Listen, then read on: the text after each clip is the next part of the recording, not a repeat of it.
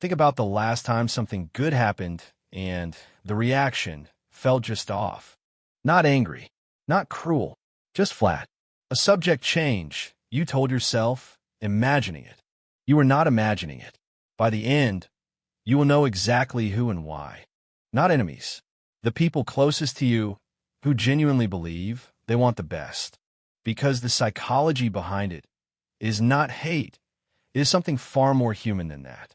Tall poppy syndrome, the unconscious drive to cut down anyone who rises.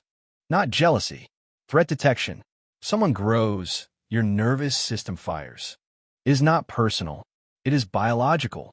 But understanding that does not make it less damaging. The people most likely to subtly undermine your success are the ones who have known you longest. When you change, their internal map of themselves changes too, and the brain pushes back. There are 5 specific ways this shows up, and once you see them, you cannot unsee them. The first is the diminishing response. You share something exciting, they respond with a problem.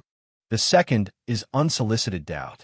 You made a decision, they give a reason you might fail. The third is competitive minimizing.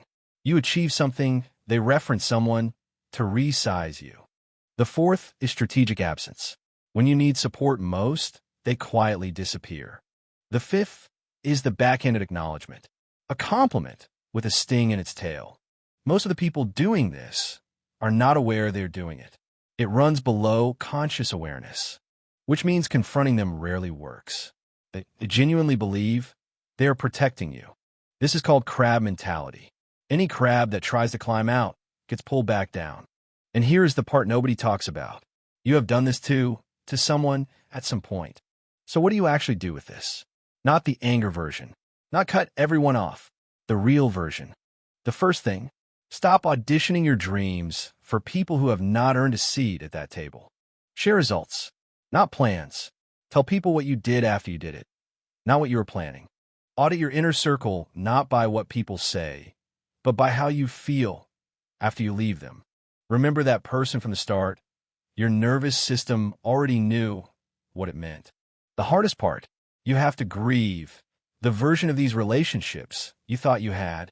You do not have to cut them off. Just stop expecting something they're not capable of giving. Your reference group, the people whose reactions you use to measure your own worth.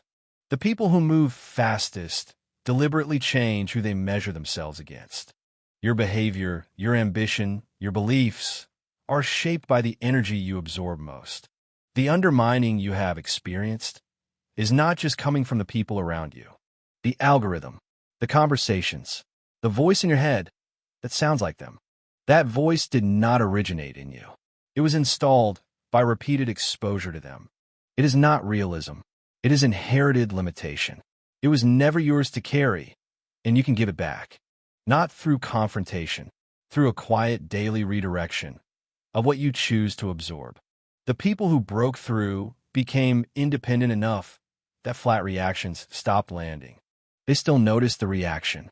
They still felt the sting, but stopped changing direction. That internal evidence is built through action, taken in the presence of doubt. At some point, the flat reactions start feeling less like verdicts and more like information. That shift happens across hundreds of small moments where you chose to move anyway. They are not villains. They are people whose nervous systems are doing what nervous systems do. The most dangerous version is the person whose quiet energy you have fully absorbed. That is the real cost. Not what they say, but what you start saying to yourself. The question is not whether they want you to fail. It is whether you have internalized their limits. If that is true, and for most people it is, then the work is not out there. It is internal. It is not enough to understand the external pattern. You have to see the internal one too. The external and internal patterns run in parallel. You cannot address one without the other. The interruption starts with the same moment this video started with. That flat reaction. Now you know what it was. Now you know where it came from. And now you know why. Think about that person again. See them clearly now, not as someone who wanted to hurt you. Their reaction was never a verdict on your potential. It was a measurement of their ceiling. Now that you can see it clearly, Are you going to let someone else's ceiling become the roof of your life?